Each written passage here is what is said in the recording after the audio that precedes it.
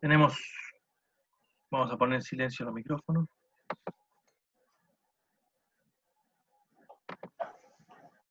Tenemos una Mishnah nueva, estamos ya en el capítulo 5. Estamos en el capítulo 5, la Mishnah número 3. Y vamos a compartir la Mishnah.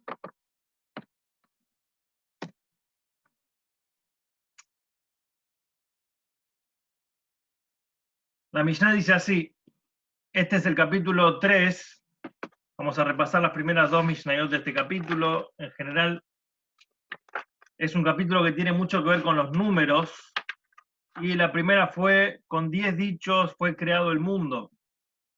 Y dijimos, ¿para qué fue creado con 10 dichos si podía haber sido creado con uno solo? Entonces dijimos, para darle el mérito a los justos y la recompensa y el castigo a los perversos. Habíamos explicado bien qué significaba el propósito de esta declaración.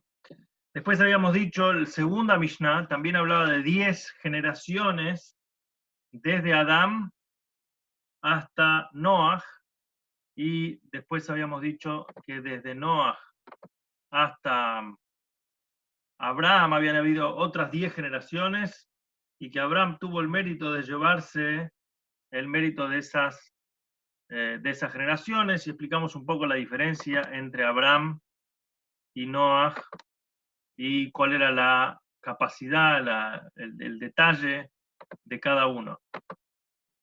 O sea, la diferencia en general entre Abraham y Noah, que Abraham había sido el primer hombre, el primer Yehudí, y gracias a su gestión pudo nacer y crecer en lo que era el monoteísmo, o la creencia no solamente en un único Dios, sino en un Dios relacionado con la gente, con la tierra, y que podamos también servirlo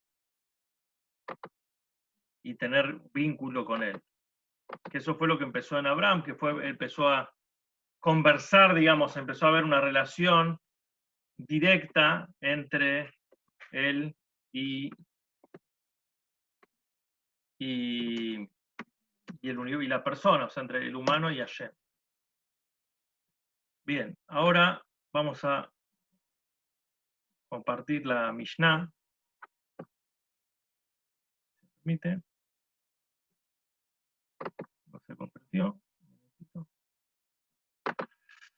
Vamos a compartir la Mishnah. Bueno, la Mishnah dice así: 10 generaciones entre, perdón, 10 generaciones era la Mishnah anterior. Y esto dice así: Abraham Avinu fue puesto a prueba 10 veces para ver si permanecería fiel a Hashem, para ver si sería fiel a Dios, y pasó todas las pruebas, y esto muestra cuán grande era el amor de Abraham Avinu por Hashem, por cuanto fue puesto a prueba 10 veces. Cuando uno lee la historia de Abraham, el primer hombre, el primer judío, uno enseguida ve que no fue una vida sencilla, no fue una vida fácil. Y esto un poco relacionándolo también con lo que hablamos ayer, en esta relación con Dios, que no es una relación de... Dios no es un cajero automático que uno va y cobra a fin de mes y le pide y lo utiliza, digamos, sino que es un vínculo un poco más profundo, en el cual Hashem, Dios, deposita en nosotros mucha más confianza y nos pone a prueba una y otra vez, pero no para molestarnos, sino primero que en parte del propósito de la persona en este mundo. Entonces acá el punto central de esta Mishnah es las pruebas. Nisayón tiene que ver con desafíos, pruebas. La persona atraviesa en su vida muchas pruebas, y por eso, si uno tiene que evaluar la valía de una persona, que haya sido admirable en nuestra vida, que haya sido una persona que significa mucho para nosotros, y le pregunta en su biografía cómo fue la vida, y generalmente te va a decir no fue algo sencillo, pasó en su vida muchas pruebas, muchos desafíos, muchos momentos que fueron probando y demostrando de qué estaba hecho, qué capacidad tenía, qué potencial, etc. Así como cuando uno está en la escuela, a los chicos no les gusta que le hagan pruebas, que lo hagan exámenes, pero es la manera de confirmar y de saber que ellos pueden hacerlo. Y además que aprendieron, pero además nos saca lo mejor de nosotros. Ese es el concepto de la prueba. Lo mismo se aplica con las pruebas de carácter. Cuando alguien te está poniendo a prueba, te pone a prueba la paciencia, podés aprovechar la oportunidad para trabajar y ser una persona más paciente. Cuando alguien te molesta durante el rezo, podés aprovechar el momento para ejercer tu fuerza de voluntad y tu capacidad de concentrarte. O sea, la prueba, hay algo interesante. Nosotros todos los días en la tefilá, en el rezo de la mañana, decimos Al tevi'eini lidei nisayon. Dios, no me pongas a prueba. Es un pedido diario, todos los días decimos Al tevi'eini lidei nisayon. No me pongas a nisayon. Acá es la palabra que usa acá, nisayon.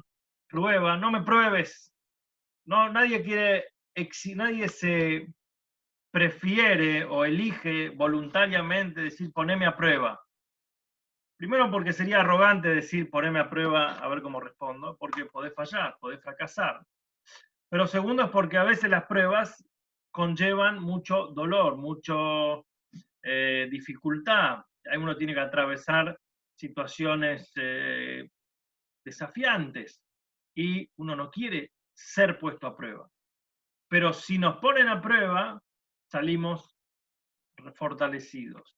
Entonces, en esta relación de Abraham como el hombre que lo reconoce a Dios, y por eso es importante acá hacer una breve biografía de Abraham, Abraham Avinu, Padre querido, Padre bendito, la famosa canción. ¿Quién era Abraham? Fue un hombre extraordinario, descollante, fuera del formato, digamos. Él rompió muchísimos moldes. Y eso fue gran parte del mérito que nosotros le atribuimos, que incluso todos los días en la tefilá decimos Maguen Abraham, la protección, el escudo de Abraham. Nosotros decimos somos hijos orgullosos de Abraham y de Isaac y de Jacob, aunque ya han pasado 3.000 o 4.000 años desde el nacimiento de Abraham. A pesar de todo eso, lo llevamos con orgullo. Por cuanto que Abraham era alguien que iba contra la corriente de la época, y pasó muchas pruebas. Vamos a hablar un poco de estas 10 pruebas, que en realidad tenemos 15, pero hay discusión sobre cuál exactamente son las 10 pruebas que se refiere. Pero cualquier persona que quiere traer un concepto innovador, cualquier persona que trae una rebelión, atraviesa pruebas. Cualquier persona que quiere cambiar algo, vas a ser puesto, vas a hacer el hazme reír, se van a reír de vos, vas a despertar críticas, vas a despertar, te van a juzgar. Y no era la excepción, y Abraham no solamente que se metió con algo, sino se metió con lo central, se metió con la creencia de la gente, con conceptos muy, muy arraigados en la psiquis y en la mentalidad de la gente, y era muy difícil de contrarrestar. Justamente hoy escuché esta semana una nota en la radio que hablaba sobre la neurociencia estudia que hay ciertas ideas que si nos proponen un paradigma o un cambio a través de un estudio de neurociencia con tomografía del cerebro en vivo y reacciones, ¿sí? Cuando muestran el cerebro iluminado con las lucecitas de colores y mostraban cómo reacciona el cerebro frente a preguntas completamente contrarias a tu estructura de pensamiento. Sí, por ejemplo, una persona creyente que le dicen Dios no existe, a una persona que tiene una ideología muy marcada y le dicen esto es al revés, o cualquier persona que tiene algo que que te niegan algo que está aferrado a tu esencia, la, la evaluación que se hace en esa pantalla se despierta, se moviliza una amígdala cerebral, que es una parte, no es la amígdala, sino que es parte de la amígdala cerebral, que es la misma que reacciona cuando el ser humano se siente en peligro físico, como una reacción primitiva de animal, que es la misma reacción que surge, que rebota, que gatilla cuando uno siente un peligro físico. Y la reacción es negar, o sea, buscar la manera de contrarrestar ese argumento, esa idea, o sea, esa idea no te va a entrar en tu cabeza. Es muy difícil lograr lo que logró Abraham, transformar una ideología completa de una gran cantidad y cientos de personas, cientos de miles de personas, con una idea rebelde, con una idea que no era aceptada en la época. Entonces Abraham estaba tratando de introducir el concepto innovador, como Maimónides explica sobre cuál era la vida de Abraham, que Abraham descubrió a su creador. No fue que Abraham venía de una familia de grandes sabios o de una familia que conocía el judaísmo y conocía el monoteísmo. Abraham nació, su padre era un idólatra, vendedor de ídolos. Tenía un comercio muy importante de ídolos que se le vendía idolatría y piezas de idolatría muy importantes, o sea, era un hombre tremendamente involucrado con la causa. En un lugar donde vivía el rey Nimrod, que era un rey no solamente idólatra, sino ególatra. Él a sí mismo se consideraba una deidad. Por lo tanto, cualquiera que cuestionaba su deidad o su teísmo era directamente ejecutado. Y Abraham empezó a pensar, empezó a racionalizar y empezó a preguntarse en qué creo, en qué creemos. Y empezó a analizar el mundo alrededor suyo. ¿Cómo puede ser que yo sirvo a un pedazo de madera? ¿Cómo puede ser que yo sirvo a un pedazo de objeto inerte? No puede ser, no puede esa ser la definición de creador. Tiene que ser algo trascendente, tiene que ser algo que no puede estar dentro de los mismos parámetros de esta naturaleza. Y observó el sol, y observó la luna, y observó los planetas, y no solamente que los observó, sino lo empezó a servir, lo empezó a idolatrar, pero se sentía vacío, se sentía que no era la verdad. Hasta que descubrió su fe, descubrió que hay una fuerza motriz y hay una fuerza invisible que es la que maneja todo, que es Hashem. Y no se acobardó con esa idea y salió a transmitirla, sabiendo que se estaba jugando el cuello, jugando la vida. Y necesitaba pasar por muchas pruebas. Una sola prueba podrían explicarse como una coincidencia, pero acá vemos que la dificultad que planteaba su ideología era no aceptada no solamente en el plano terrenal por la gente, sino que tenía que pasar también, forjar y atravesar muchísimas dificultades, incluso en el punto de vista espiritual. Justamente el día de ayer es el aniversario del fallecimiento de el papá del Rebbe de Lubavitch, el 20 de Av.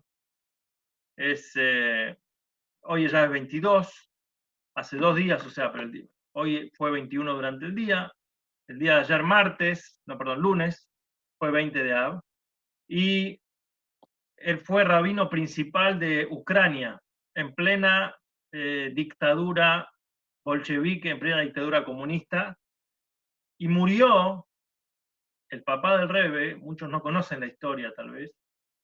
El Rebbe no pudo estar obviamente ni cerca del momento de su fallecimiento, porque el Rebbe se escapó en el último barco que escapó del Holocausto, vía de Francia y después por Portugal, y el padre del Rebbe había sido exiliado a un lugar terrible en Kazajstán, en una zona de mosquitos, en una zona de paludismo, en un gulag apartado de todo.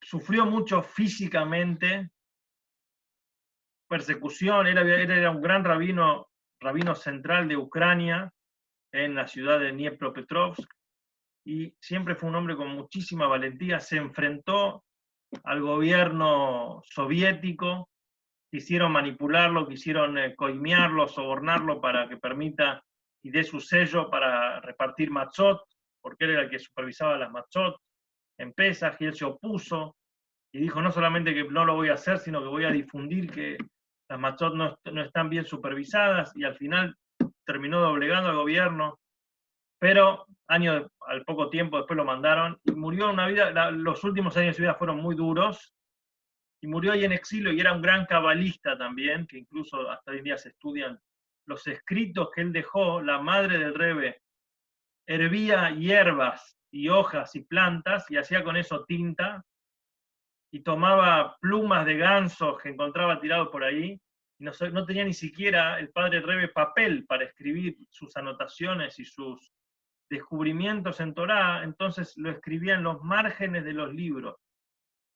Y así después se rescató parte de esos manuscritos y fueron impresos y hoy en día están accesibles, pero fue realmente una vida de muchísimo, muchísimo sacrificio. Y entonces uno dice, ¿cómo puede ser? Si era un hombre tan justo y tan benevolente y tan correcto, no debería haber pasado ninguna prueba, pero vemos que no es diametral, no es paralelo decir, las pruebas son las que forjan a la persona, el desafío, el enfrentamiento, la entrega y el sacrificio que él tenía fueron forjadores y muy difíciles y muy duros, y esto es lo que tiene que ver, así como Abraham pasó muchas pruebas, no era una vida de sencillez, no era una vida de todo color de rosas.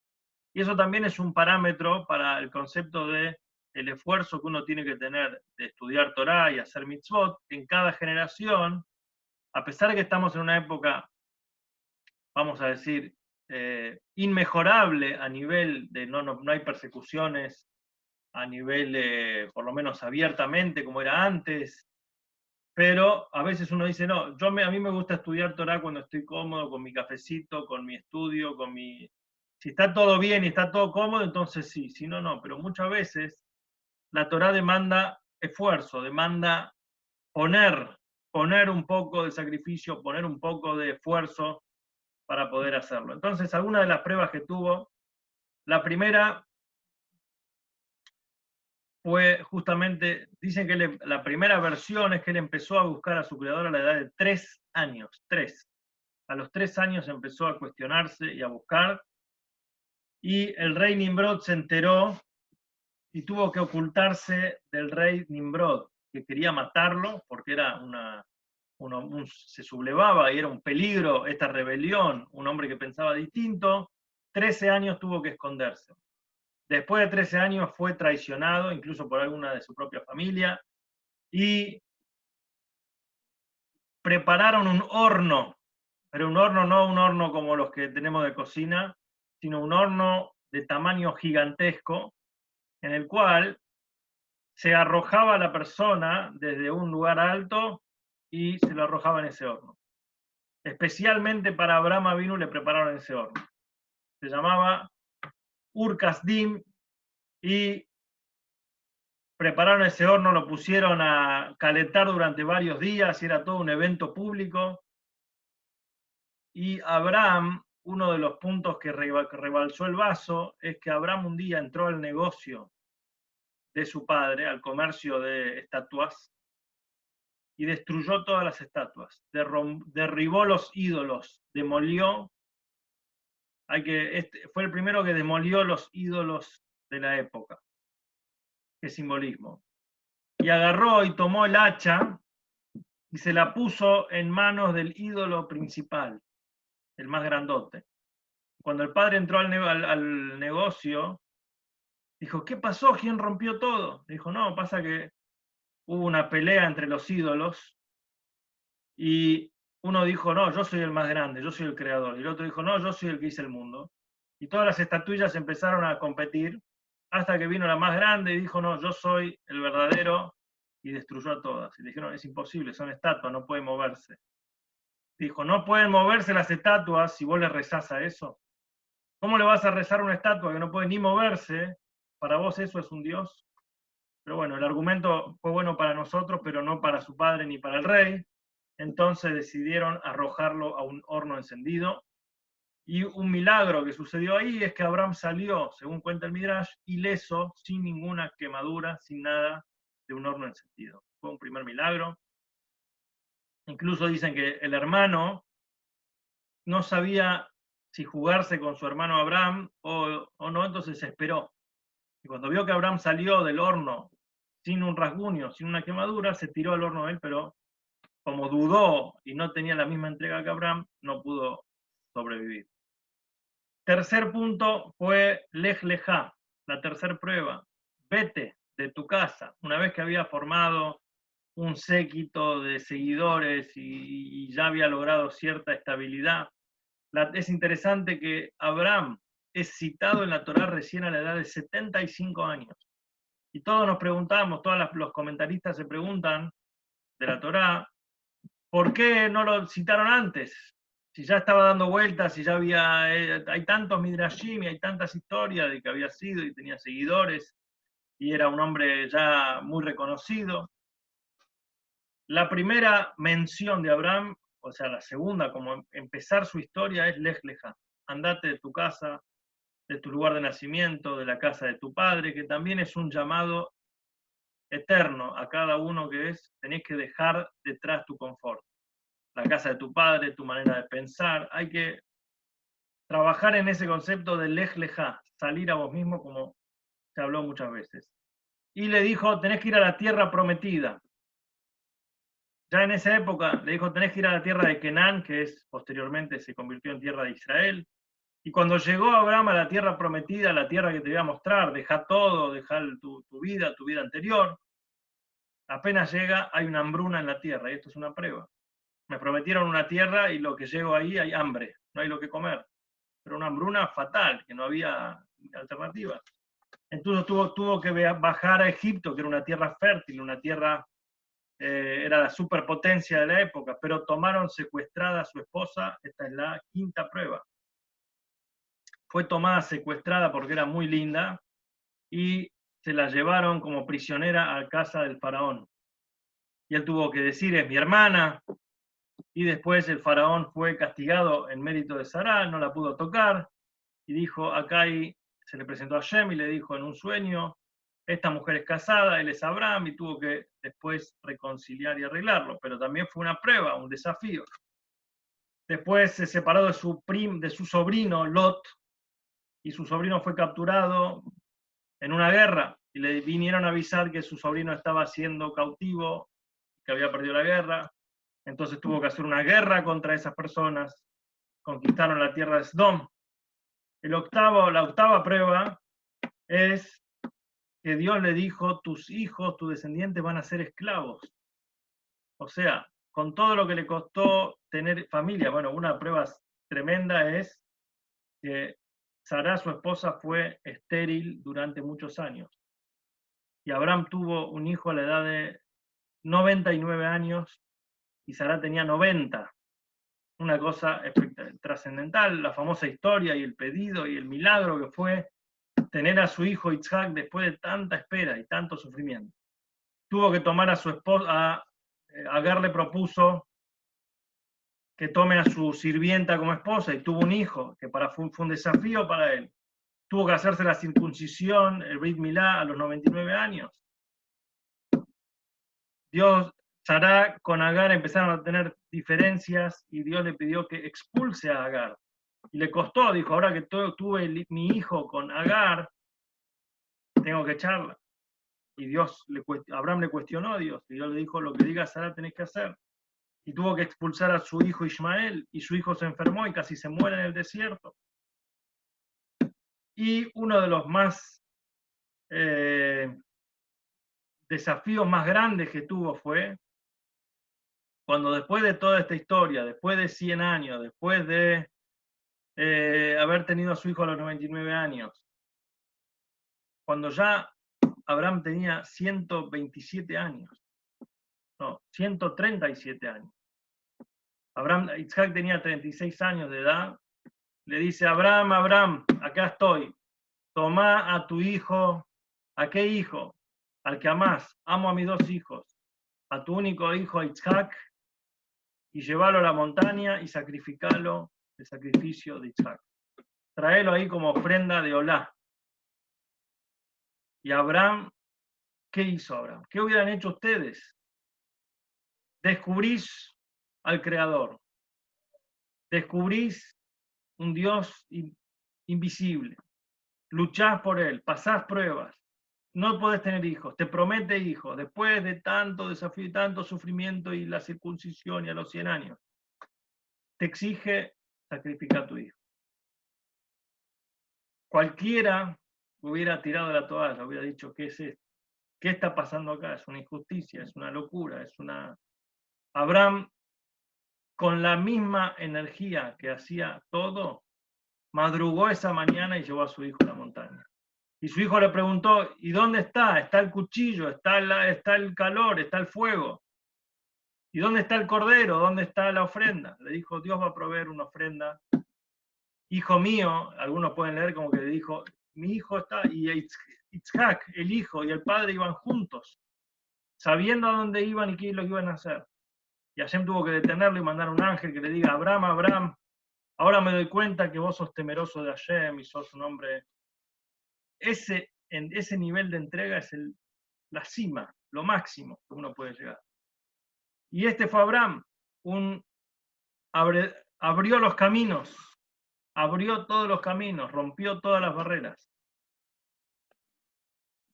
Y también uno puede decir, 10 pruebas pasó Abraham. Para uno lograr el desafío, tiene que hacerlo con las 10. ¿Cómo hizo Abraham para superar todas las pruebas? Porque usó sus 10 kojot, sus 10 fuerzas, sus 10 sefirot. Esta es una interpretación un poquito más cabalística. No, Abraham demostró, y todas las pruebas tienen ese sentido. Tuvo que dejar la casa de su padre para que uno no diga, no, lo hacía porque venía de la casa del padre. Abraham era amor, abría su casa, hospitalario, y su prueba más difícil fue tomar tu único hijo y sacrificarlo.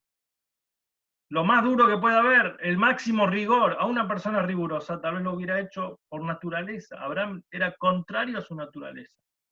Pero justamente Abraham demostró que él no hacía las cosas solamente porque su naturaleza era así. Trascendió incluso rompiendo su naturaleza. No es que él estaba con su naturaleza, servía a Hashem, servía a Dios con su naturaleza, sino que incluso él servía a Hashem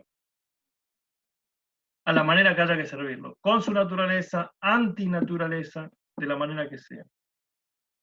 Y por eso esto nos explica en relación a la Mishnah anterior, por qué Abraham tuvo el mérito de ser, recibir todo el mérito que dejó una marca externa de su vida. Y por eso también es enfrentar ese desafío, abandonar los lugares cómodos donde todo es familiar, donde todo es santo. Y esta es la metáfora incluso de Abraham, es la metáfora del alma bajando al mundo. La metáfora de ir a un lugar extraordinario, ir a un lugar ajeno, ir a un lugar desconocido y atravesar las pruebas que pasa el alma en este mundo y superarlo. Incluso ahí en la Kabbalah explica que Abraham es una metáfora del alma y Sara es una metáfora del cuerpo. Y la unión de Abraham y Sara es la unión del cuerpo y el alma. Ahora, una de las partes interesantes, por eso dice, 10 pruebas pasó Abraham Avinu, nuestro padre. ¿Para qué nos especifica que es nuestro padre? Ya sabemos que es Abraham, se refiere a Abraham Avinu, no es otro. Y de hecho, en el capítulo anterior habíamos dicho 10 generaciones desde Noah hasta Abraham, y no decía Abraham Avinu, Abraham nuestro padre. El concepto de nuestro padre nos viene a decir que nosotros heredamos esa energía, esas herramientas que él tenía para poder seguir adelante. Una de las cosas más formidables que tenía Abraham Avinu era la hospitalidad, su apertura y su entrega por cada persona que necesitaba algo, él estaba siempre diligente para dárselo. Y un ejemplo de esto es, había una vez un matrimonio sin hijos, estaba llamado Eliezer y Sara, eran muy conocidos por ser muy hospitalarios, estamos hablando en Polonia, hace 300 años, nunca le daban la espalda a ningún invitado, siempre su mesa estaba abierta, y una vez, en la mitad de un Shabbat, en pleno Shabbat, apareció un hombre viejo, desalineado, un mendigo, durante el Shabbat y en mitad de que todos los invitados lo miran y dicen, ¿cómo está viniendo el Shabbat? Él le abrió la puerta, lo sentó al lado suyo y toda la gente hablaba mal y de hecho este Eliezer sufría por este invitado que la gente se estaba riendo de él. Y el hombre lo único que hizo fue quejarse y comer y pedía otro plato y se acabó la olla, se quedó dormido todo el día, se comportó de una manera tremendamente maleducada este invitado. Y todo el resto de los invitados que estaban ahí no paraban de cuchichear y decir, pero ¿cómo se porta así? ¿Pero qué desubicado este hombre? Y luego de Shabbat se quedó este hombre y criticando todo lo que había y quejándose de la comida y por favor tráeme otra cosa para comer y quejándose y criticando y la gente lo quería comérselo crudo, como se dice, porque se estaba portando completamente fuera de lugar. Pero Eliezer y Sara siempre siguieron atendiéndolo con mucho amor y paciencia y respeto. Hicieron todo lo posible para que esté cómodo. Y cuando se estaba por ir, este mendigo se revela, se presenta frente a Eliezer y le dice, en realidad, soy parte de una prueba. Yo soy una encarnación de Eliyahu Anabí, el profeta Eliyahu, que me mandaron para ponerlos a prueba. Ustedes llevan muchos años casados y nunca pudieron tener hijos. Yo sé que esto es su deseo más profundo. Y hay un alma especial que estaba guardada antes para bajar al mundo y tenían que ser puestos a prueba si iban a tener esa capacidad de ser meritorio de tener ese alma, y por tener ese esfuerzo de no hacer pasar vergüenza a una persona y tener esa capacidad de demostrar el amor tan grande, van a tener el mérito de ser los portadores, los que van a traer ese alma al mundo, que va a iluminar al mundo con Torah.